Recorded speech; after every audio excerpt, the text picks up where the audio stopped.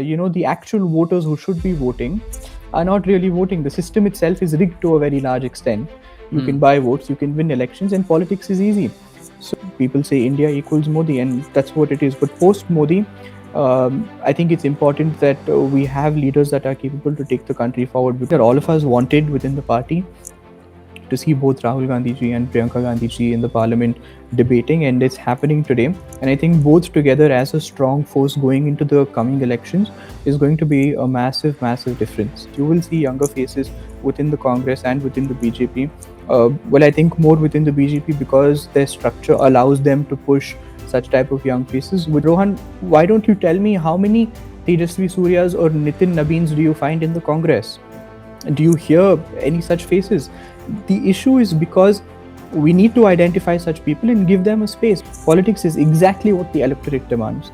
Tomorrow, if everybody in a country, every single voter that is going to vote for an election, prioritizes your AQI or prioritizes corruption as an issue over your caste, then definitely that is going to be a primary focus that the political parties are going to do. And political parties will do exactly what the voters require.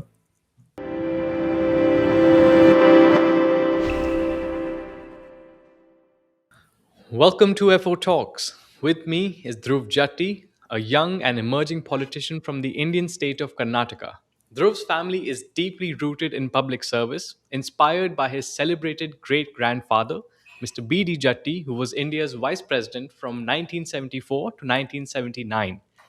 Dhruv is the founder of the Indian student community and the Jatti Foundation, where he focuses on empowering the youth.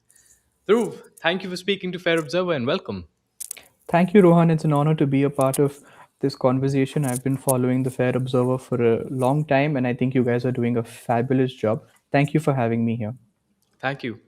Well, let's begin. Dhruv, you're heavily connected with politics in India, and you actually have the great balance of urban and rural politics. So, can you just tell our viewers who are mostly global on how politics is so different in urban and rural India? Right, and I think that's a great question to understand more about, how things are different with the urban and rural space. To begin with, it's about the political needs, and that also kind of intertwines with the socio-economic needs. When you look at rural politics, people want jobs in rural areas. They are more comfortable within their own spaces than moving towards urban areas. That's in fact a demand of a lot of youth across India. I've seen it in Karnataka. They want local jobs. You see a lot of policies that they require in terms of agriculture. That's another area which is a key focus for people within rural populations. You have basic issues such as education, clean water, sanitation. That's where rural politics is driven. Whereas in urban regions, it's primarily infrastructure, like you see different parts of the world. Cost of living, though it's not a issue that people in India raise, but I think it should be. That's another primary focus within urban spaces. Yeah, but primarily infra, cost of living, crime. So this is what the urban areas demand, and it's a contrast with the rural areas. It's like two different countries but all put one together and requiring the entire electorate and the political system to accommodate what it requires. Right. So 70% of India is still in rural parts. How do they vote differently? I believe that who's more emotional and who's more economic when it comes to voting? Well, if you ask me, people in the rural areas, they vote way more. If you look at the numbers, 65% of the entire electorate in rural areas vote. While you compare it to the urban spaces, it's just 35% of the electorate, and that gives you a fair contrast about who really gives a damn about politics in India, and it is the rural population. And if you even see political parties, the way they align their policies, whether it is what people say in today's world, freebies, but in my terms, socio-economic policies to empower people from the backward communities, it is all focused on Mhm. people that belong to the rural spaces, primarily because they are uh, uh, your primary stakeholders in elections. They vote, and I would say they are more emotionally driven compared to the urban spaces. The issue with urban spaces is, let's say, even a city like Bangalore, Second, you have an election that's around the corner. People here, they just want to pack their bags up and head out for a holiday, and then the rest of the year complain about potholes, etc. I'm not saying the government should do it either ways. They should, they must. But if you are not going to be a part of the electorate and participate, actively, uh, then you should understand that your priority and your needs might not be taken as seriously as it should. And I'm speaking from a voter's perspective, not just as somebody from a political party. Right. This is something that's been concerning me for a while is the increasing freebie culture in Indian politics. It started with Delhi, and then it spread out from urban areas to rural areas because now states are doing it. The Ladli Behna Yojana is one case and an example in that. And the urban voters, when you speak to them, they're really not happy about it because they say that we are the ones paying the taxes, we are the ones who have to dish out the income tax, and then the freebies don't benefit us, it goes to the rural population. So when you speak to people both in urban and rural, how do you convince them that why is politics and democracy important? Well, you see, with this freebie politics, it's a global phenomena. You go to the UK, you have people in the rural parts of the county benefiting. You go to UAE in the Emiratis, for somebody who gets married, they give you a house or something, if I'm not wrong. And this is a phenomena that exists across the entire globe. It's primarily because your rural voters are more consistent in political parties, want to make sure that they encash on this. And you see, it's not just the Congress, it's the BJP, it's every other regional party that leans towards these type of policies that are socio-economically driven to empower the backward communities through helping them with whether it's in Karnataka we call it Annabhagya. We have Griha Lakshmi, which is giving 2,000 rupees for women, and you have something called as Yuva Nidhi to help unemployed students with 3,500 rupees. So these are global phenomena that happened everywhere across the world. But yes, there is urban apathy when it comes to this. They're upset about the fact that their tax-paying money is given to populations of the rural belts.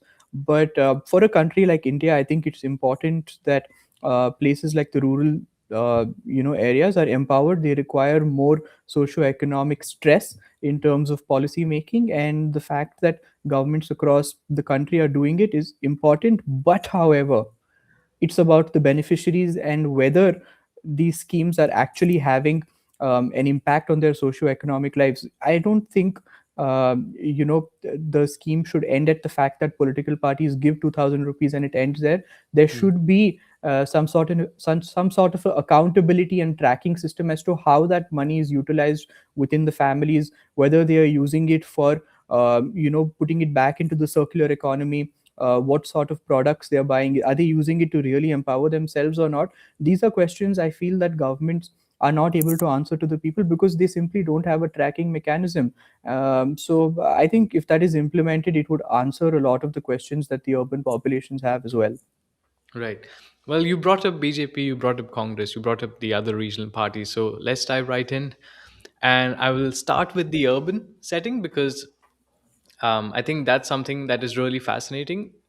Till now, in the last 10 years, the BJP has really dominated the urban narrative. And they've got about 40% of the vote share in the previous three elections on average.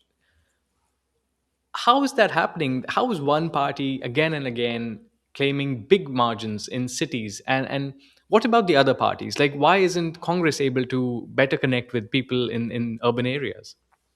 Well, I think we should begin with acknowledging the fact that BJP's strengths lie with the upper middle class votes. If you Mhm. look at their policies as a party, they've been trying to woo these votes for very long. They are very friendly with businessmen.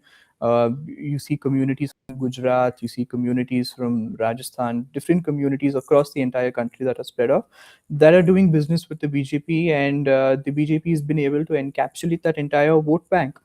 Well, it's no hidden secret that it's been a challenge for the Congress to break through these barriers, and the fact is that the Congress party has been for very long historically focusing on creating narratives and policies that are focused on rural communities and those from the backward communities. And even if you have seen our leader Rahul Gandhi's um, statements, or whether or whichever government that is there in India, where the Congress government is sitting, he has a specific emphasis on the Ahinda and the backward communities, particularly to make sure that they are empowered.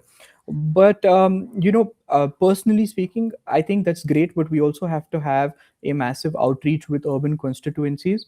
And somewhere where I feel we can do better as a party is where we can identify younger people, those from the upper middle class households, and give them a space in the party to grow. Hmm. Rohan, why don't you tell me how many Tejasvi Suryas or Nitin Nabins do you find in the Congress? Do you hear any such faces? The issue is because we need to identify such people and give them a space, because if you don't have younger people, then your urban spaces are going to remain empty. Also, not to forget, we have leaders like Tharoor, for example, who have an amazing connect with the urban space, but underutilized. We have Pilot as well at the same place. And you know where that story goes with Tharoor, and I'd rather not comment on it. It's Yeah. quite sad to see. But yeah, there is potential in the Congress. We have the capacity to, nurture urban spaces, but it's just about making sure it happens in the execution at the right time. Right. Well, Dhruv, if someone asked me to find the equivalent of Tejasvi Surya, I would just say you, because that's the only one I know. uh, in terms of not ideology, but I mean as a young leader who's been vocal, who's been talking about not just urban politics but rural politics. It's it's really refreshing to see young voters, and not just young voters, young politicians get into the mud and not be afraid to wrestle. And I've seen you do that. So I want to ask you more on that.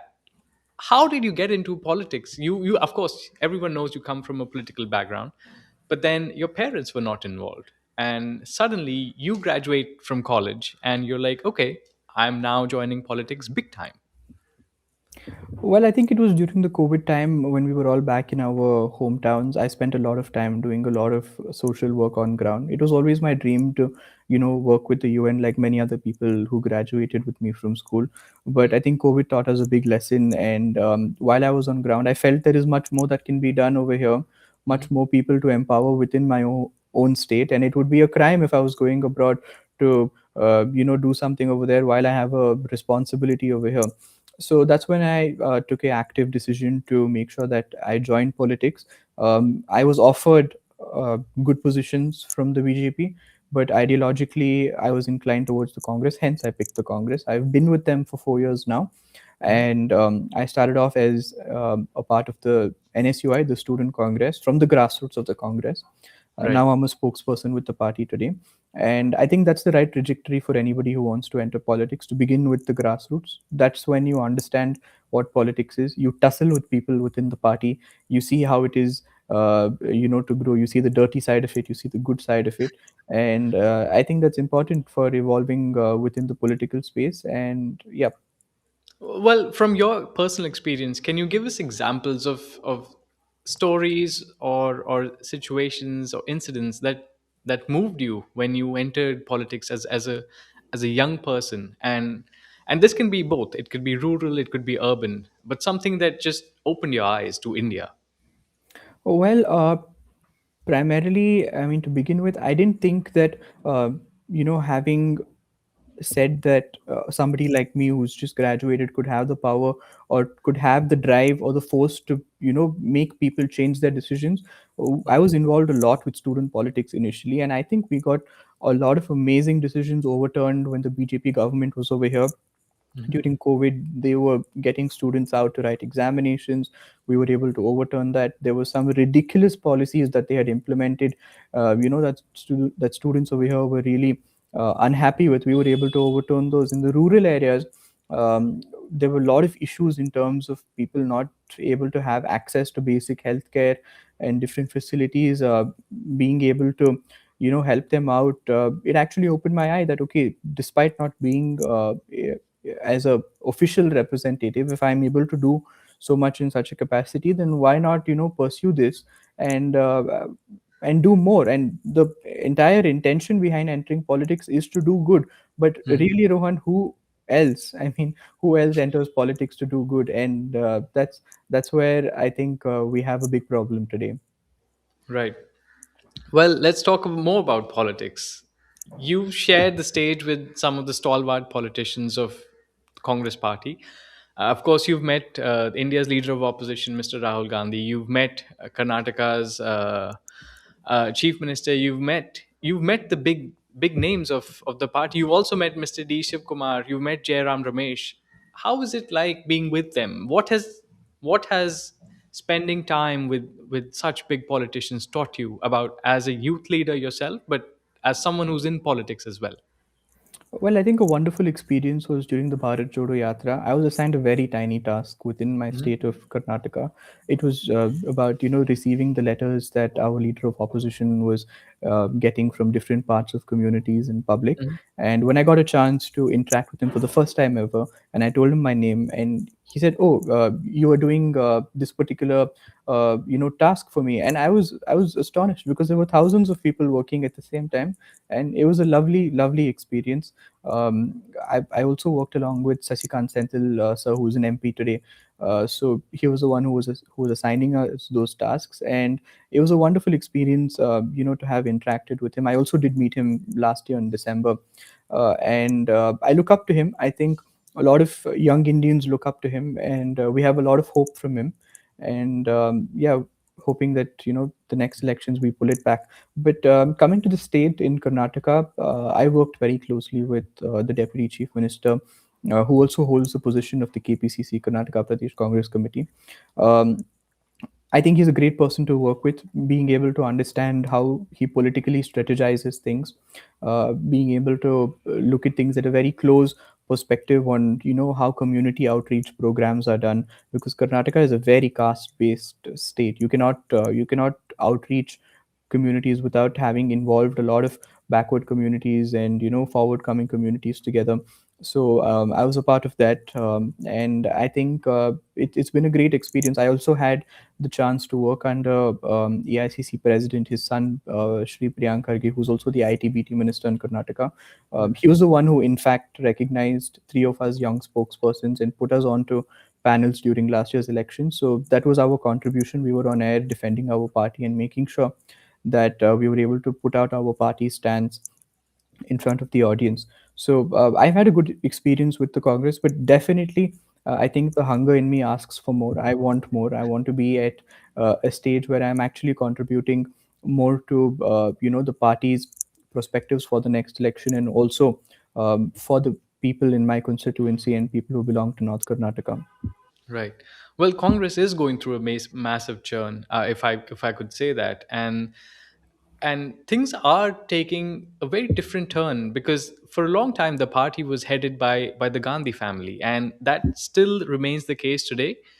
But now you see more young people entering the party. You see them that more young people are getting airtime.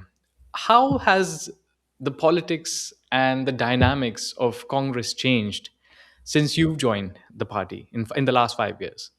Well, I think, well, at least I'm 26 now, and there are people probably, who I interact with who are in their 30s, mid 30s, 40s, and I don't see anybody as young as me who's involved with the party within this space. But yeah, I really hope so that people do get involved at such a space. But again, the party has been recognizing talent within the youth. It's very individual centric. I mean, you could have leaders at the national level who don't want younger faces, whereas you could have leaders who want younger faces. It's very individual centric, but the country demands for younger representation within the parliament, within political spaces, and I think we are going to see it over the next 10 years. You will see younger faces within the Congress and within the BJP. Well, I think more within the BJP because their structure allows them to push such type of young faces. Within our party, like you said, we're going through organizational restructure. It may take more time, but it's imperative, it's important, because young faces is what's going to drive Indian politics for the next 20, 30 years. Yeah. Well, can you tell us about the Gandhi family? You told how you met Mr. Rahul Gandhi, and now Mrs. Priyanka Gandhi Vadra is also in the news. She's making headlines. She's in the parliament. This wasn't the case 5 years ago, so things have really changed. not just for Congress, but for the Gandhi family as well. Well, it's lovely to see both of them in the parliament, uh, taking forward issues of the people at a larger scale and making sure that the voices of the unheard communities are heard. It's something that all of us wanted within the party, to see both Rahul Gandhi ji and Priyanka Gandhi ji in the parliament debating, and it's happening today. And I think both together as a strong force going into the coming elections is going to be a massive, massive difference. Right. Well, there's something I wanted to ask you, and I'm glad we're speaking, so I can do that actually. For years, the Congress party has been equated to just the family. And I certainly believe that that has been unfair.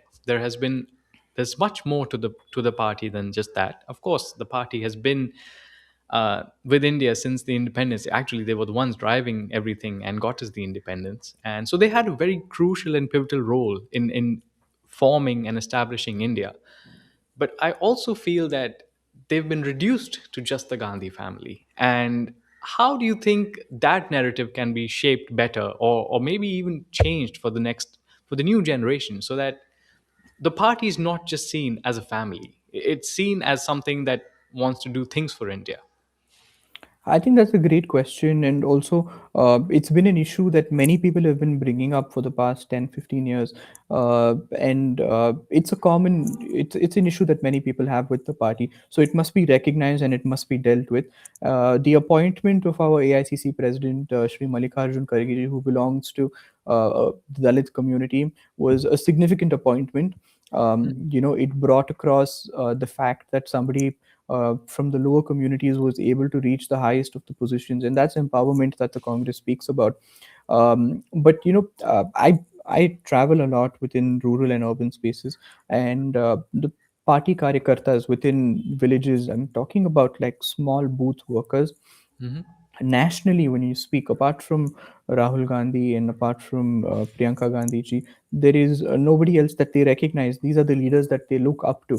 So now when the party cadre is demanding this, Right. it's impossible for us to kind of put somebody else at the helm of it. It's because that the party cadre still recognizes them as the primary leaders of the party. But Hmm. going forward, let's say 10, 15 years down the line, there has to be new faces that come into the party, and new faces who come in to make change within the party and who are dedicated to make change. So another issue over here is identification of leaders. If that is not being done at the right stage, then I think we might be going down a slope which we shouldn't be. Right. So what can Congress do differently? Well, I think there has to be a massive, large scale outreach talent hunt program for youth across the country. It has to be given to every PCC across the entire country. Ask them to go out, find youth who speak well, youth who are involved with, let's say, the panchayat levels, empower them, give them party positions, give them a space in politics to be occupied. And that's where I feel that, the youth can actually be given a voice. And no party does this. The BJP doesn't do this. The Congress hasn't been doing it yet. But when political parties start doing this, you will see real involvement of the youth in politics. Hmm. Well, let's talk about BJP now. How different are the two parties? And I want to know this structurally, ideologically, and fundamentally.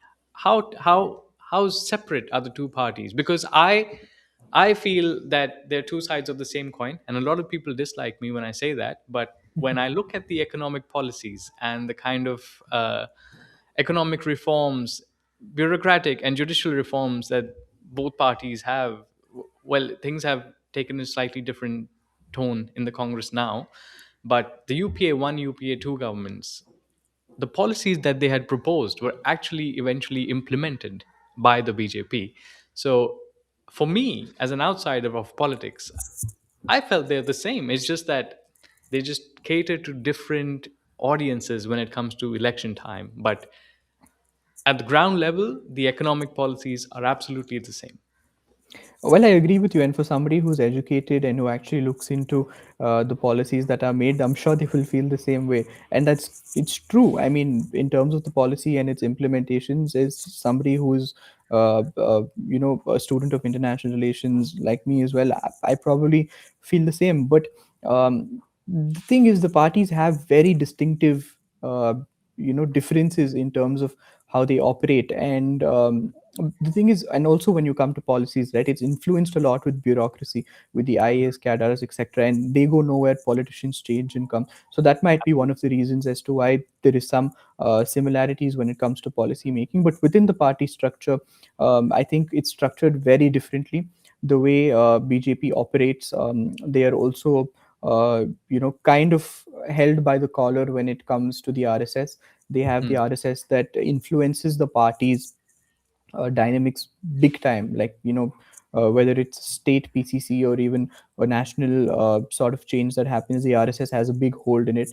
uh, One of the major reasons for Modi's rise is the RSS again. And that could be a boon and that could be a bane as well. And we'll get to know how soon of a bane it is in the coming years, when they will eventually have to change Modi and find a different face, and that's not going to be easy. I mean, power transition is never easy. Even when Indira Gandhi ji had to step down and we had new leaders, it was never easy. And BJP is going to go through the same transition phase, and that's where their organization structure will be challenged. So yeah, but something that you must again appreciate with their party is that they give some level of recognition to karyakartas. I remember seeing a picture of Modi ji on the floor sitting down in front of Atal Bihari Vajpayee at at a local pracharak event, and today he is the prime minister. And Hmm. the narrative that he goes on to say that as a local karyakarta I was empowered to this. It's something that parties, irrespective of whether it's the TMC or the Congress or whether it's the Janata Dal, you have to learn from it. You see Nitin Nabeen as well. He was a Hmm. local karyakarta who's picked up from the state of Bihar, and he's been made the national working president. Now, when a party identifies its karyakarta so well, Right. it definitely prospers. And this is something that I think the Congress also must start doing. It's important that it's identifying its karyakartas the right way and giving itself the political space that it deserves. Yeah. Well, Dhruv, Fair Observer CEO, founder, and editor in chief Atul Singh actually spoke extensively on this. He spoke in Hindi on what's happening in the BJP, and there were some examples and some parallels that he drew with Congress, which really struck out. He gave the example of Congress during Indira Gandhi's time when she was the prime minister, and she was also the head of Congress. And he said that everything had become about her. All the posters were just her, and the local leaders, the state leaders of Congress, were not given the exact limelight. Everything was about the prime minister. And he said the same thing is being done with the BJP right now. All the posters in the country are about the prime minister, PM Modi, and everything has become about him. So do you think that's really true? But also, do you see this parallel coming out exactly how he has painted it? Because to me, it looks exactly like that. That during the Congress time, Indira Gandhi was everything, and now Modi is everything. What happens when he's gone? There's going to be such a vacuum in the party that it'll be very difficult for them to find a new leader. 100%. I don't think he's wrong with this. I mean, this is what you call cult personalities, right? Yeah. Personalities that are built on, some form of a cult of attraction of voters.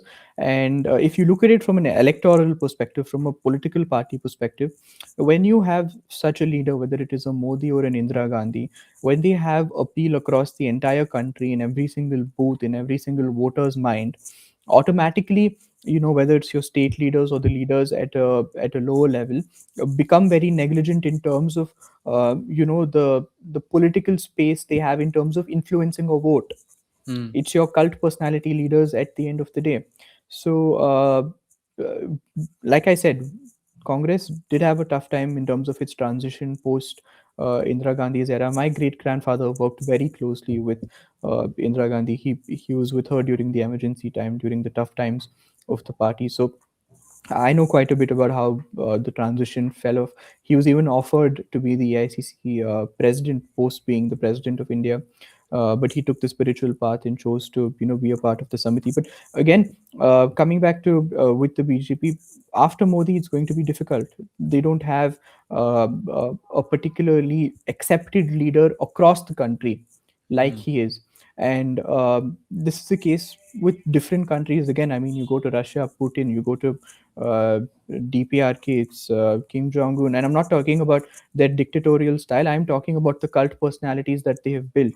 Right. And Modi as well, his global acceptance as a leader.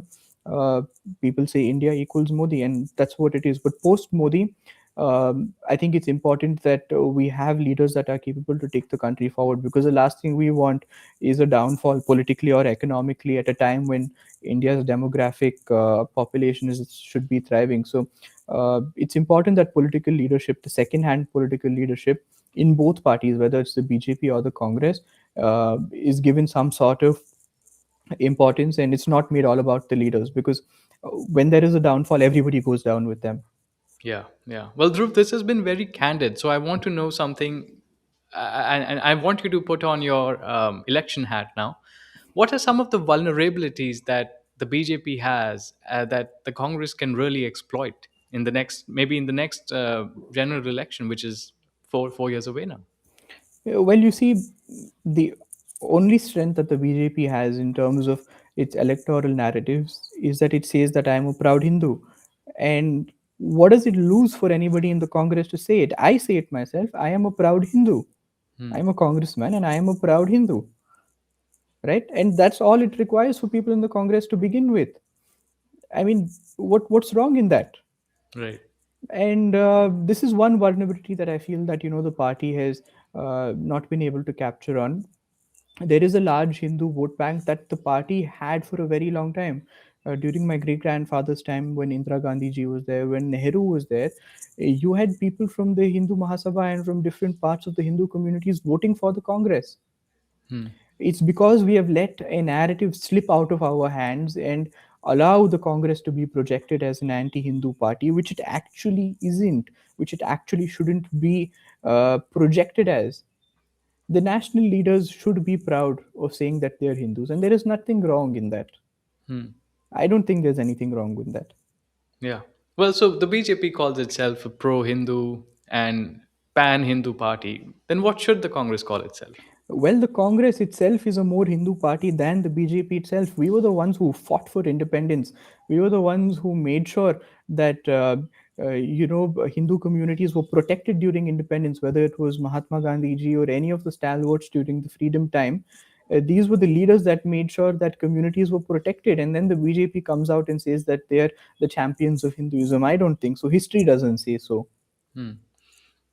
Well, Dhruv, when the international media covers India currently, and especially when they cover the BJP, they call them Hindu supremacists. Some go far ahead to call them Hindu fascists. Um, but when you speak to people in India, the BJP says that fine, we might be that, but then the Congress does appeasement politics. How much truth and how much, I would say, how much truth is in both of these statements and both of these understandings? I'll begin with the Congress. Well, you see, we're a secular party, all right? And the fact that the Muslim communities require some form of empowerment, it's been a policy of our party to make sure that we empower communities. This is a historical kind of a policy that the party has had for many years put together. And making sure that they are empowered is something that the party has been focusing for very long. Hmm. Now what's happened is that the BJP has been able to taint an image saying that that sort of empowerment is looked upon as appeasement, but I look at it as empowerment. And I have no problem saying that I'm a proud Hindu, but I am also secular. I respect all religions, and this is what the Congress is about. But when you look at the BJP, it's not the same. For the BJP, they look at it in a different way. And I'm not looking at it as a Congress spokesperson, but as a, let's say, somebody who sees politics from two sides of the coin. For the BJP, it's something like how it is in Israel. Uh, this is the only Hindu country that exists dominantly. Hmm. Same way for the Israelis, is that's the only Jewish country that exists, and that's the way they build their narrative put together. And today, communities want to be protected. A large part of politics is safety and security for communities, that is politically, socially, economically, and culturally. What the BJP does is they find a safe harbor for Hindu communities to be protected across all spheres, and this is something that the Congress needs to, in fact, look into and make sure that they're able to provide the same sort of safety economically, socially, and politically to make sure they bring back the vote banks that they have lost to the BJP over the last 20 to 30 years. Right. If Congress had to actually do that, and when you say bring back the vote bank, where do you think that vote bank is? Is it in urban areas? Is it in rural areas? Is it in both? I think speaking on a caste-based line, it's primarily with the Brahmin votes. I think those are votes that the party has to work on. Not that we don't have Brahmins voting for the party, we do, but on a large scale, when you look at the percentage of voters, it's it's not it's not great. It should be much more. And again, with the other upper class community votes, like in Karnataka, the community that I belong to, the Lingayat community, they vote largely for the BJP. Last elections, yes, they did vote for the Congress a lot because of different reasons. But when you look at the parliament elections, those votes again switched to the BJP. So making Hmm. sure that these upper caste community votes, come back to the Congress is something that we have to work on, because that is a massive outreach that we have to do. There is a lot of work that is being done when it comes towards the backward community and the Ahinda communities. But I feel even half of the effort that is put in towards the upper class communities and the Hindu communities, it's going to make a big difference. Right. Well, Dhruv, we are both young, and we have different visions for India. But you've of course been in politics. I'm not really involved in politics. I wanted to ask you, because you're in politics, can we ever have elections that are not just about religion and caste? Will we ever get into topics like air pollution, health, safety, security, economy, foreign policy? Will that ever be a case, or are we just stuck in a loop of caste and religion? Well, Rohan, I asked this question to myself many, many times, and it's something that bothers me big time because, in all fairness, I had no idea what caste I belonged to until I entered politics. It only matters when you're in politics. The issue over here is that politics, if you look at it, it's what the electorate demands. Look at it Hmm. in such a way. Politics is exactly what the electorate demands. Tomorrow, if everybody in a country, every single voter that is going to vote for an election, prioritizes your AQI or prioritizes corruption as an issue over your caste, then definitely that is going to be a primary focus that the political parties are going to do. And political parties will do exactly what the voters require, and this change has to come from the electorate. You can't expect political parties to come up with this change, because then they're going to be speaking French to voters. It is going to Right. sound like French to them. Right. So, this is where young people like us, for example, young voters in general, have to change the narrative. They have to look beyond communalism. They have to look beyond, religious factionalism. But is that really happening?